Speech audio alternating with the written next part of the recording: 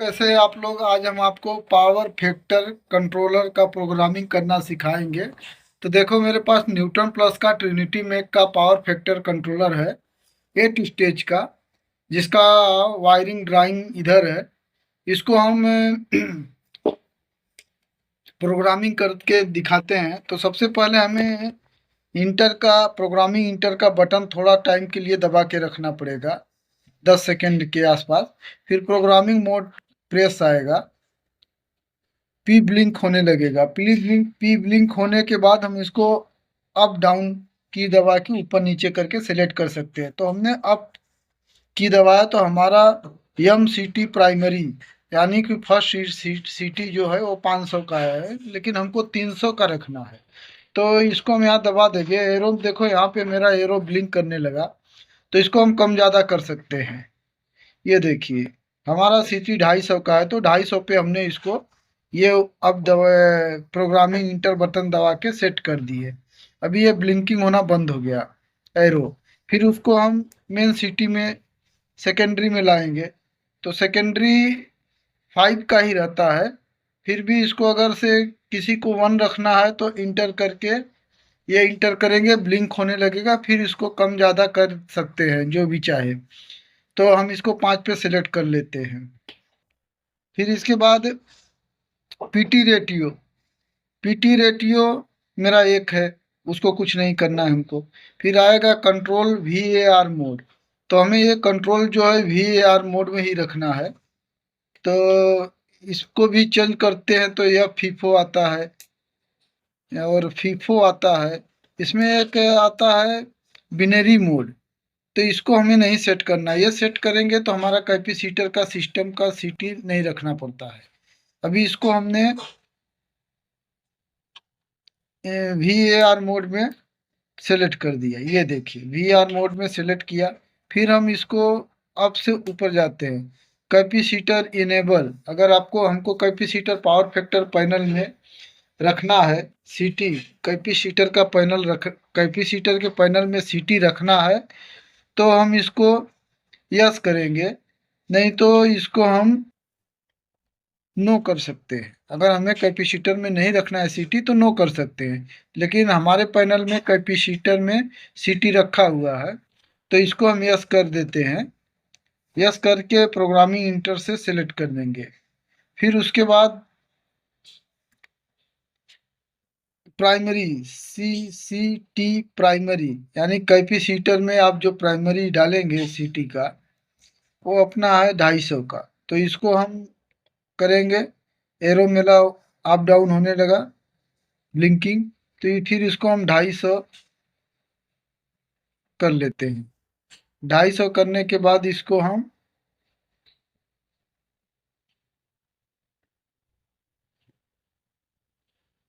Programming से select कर लेंगे इंटर। फिर उसके बाद सी टी सी सेकेंडरी, यानी कि इसका जो सेकेंडरी है वो 5 ही रहेगा, उसको हमें कुछ नहीं करना है, वो 5 ही रखना है। फिर उसके बाद अपना पी एफ जो है मेरा 1 है। कुछ लोग 99 में रखते हैं, लेकिन हमको पी एफ जो है 1 ही रखना है। कुछ लोग 99.99 रखते हैं, लेकिन अपने को पी एफ 1 ही रखना है। तो इस हिसाब से हम उसको सिलेक्ट करते जाएंगे। जब हमारा 1 आ जाएगा तो हम उसी पे इसको इंटर कर देंगे। जैसे ही हमारा 1 आया उसी पे हम इंटर कर देंगे। इस तरह से देखिए, इसको आगे दबाते जाएंगे। जब भी हमारा पैरामीटर में 1 आ जाएगा तो उसको हम सिलेक्ट कर देंगे।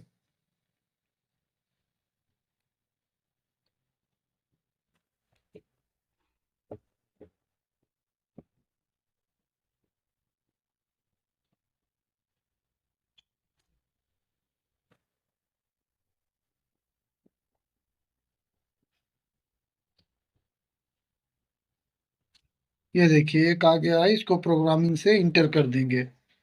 फिर उसके बाद हम एरो दबाएंगे, स्विचिंग मोड आएगा। स्विचिंग मोड में अगर से इंटर करेंगे तो इसमें एक ऑप्शन आता है थरस्टर का। अगर हमने थरस्टर यूज किया है तो थरस्टर रखेंगे। हमने कॉन्टेक्टर यूज किया है पैनल में, तो हम कॉन्टेक्टर ही प्रोग्रामिंग से इंटर कर देंगे। फिर स्टेज आएगा, 8 स्टेज का मीटर है, अगर आपने 8 स्टेज यूज किया है तो 8 पे रखना है, नहीं तो इंटर करके उसको 2 3 4 जो भी आपने स्टेज किया है उसके हिसाब से इसको सेलेक्ट कर दें। हमने 8 स्टेज किया, 8 पे सेलेक्ट कर देते हैं। ये ऊपर नॉर्मल है। इसमें एक इंटर करके देखेंगे, इंटर करके देखेंगे तो एक ऑप्शन इसमें आएगा सोलर का। तो सोलर सिस्टम अभी चालू नहीं हुआ है, इसके लिए ये सिस्टम मीटर में पहले से डाल के रखा हुआ है। तो उसको हम अपना नॉर्मल में कर देंगे। स्क्रॉल जो हमारा 0 है उसको अगर से हम इंटर करके 5 पे करेंगे तो हमारा हार्मोनिक्स, वोल्टेज, एम्पियर सब दिखाएगा। लेकिन हमें अपने को पावर फैक्टर ही देखना है, तो उसके लिए हम इसको 0 पे रख के इंटर कर देते हैं। फिर उसके आगे अपना टाइम डिले 60 है, वो भी आपको कम ज़्यादा करना कर सकते हैं। ऑन डिले भी कम सकते हैं, ऑफ डिले भी कम सकते हैं। मिनिमम बैंक आएगा, मिनिमम बैंक अगर से आप उसमें इंटर करके 75% रखते हैं तो जहाँ 10 का केवीआर है, 10 केवीआर कैपेसिटर है, तो उसके जगह पे वो 75 पे रखेंगे, 10 के बदले 7.5 का भी चालू कर सकता है। इसके लिए हम अपना ये 100% ही रखेंगे। फिर उसके बाद आगे जाएंगे तो हमें ऑटो सेंस आएगा। ऑटो सेंस का हम बाद में बताते हैं, पहले आप ये चेक सीक्वेंस देख लीजिए। चेक चेक सीक्वेंस है आपका RYB जो है बराबर होना चाहिए, तो उसको नो कर दीजिए। फिर उसके बाद हम आगे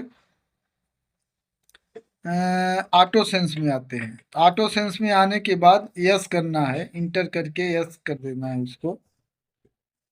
यस करेंगे, यस करने के बाद प्रोग्रामिंग इंटर मोड दबाएंगे तो ऑटो सेंसिंग आ जाएगा।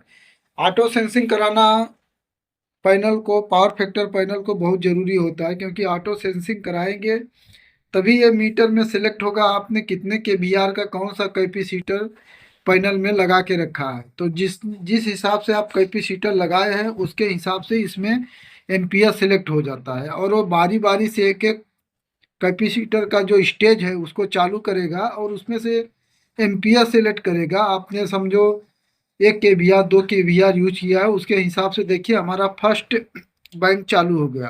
फर्स्ट बैंक मतलब पहला स्टेज चालू हो गया, उसमें कितने का कैपेसिटर रखा हुआ है वो इसमें शो करेगा।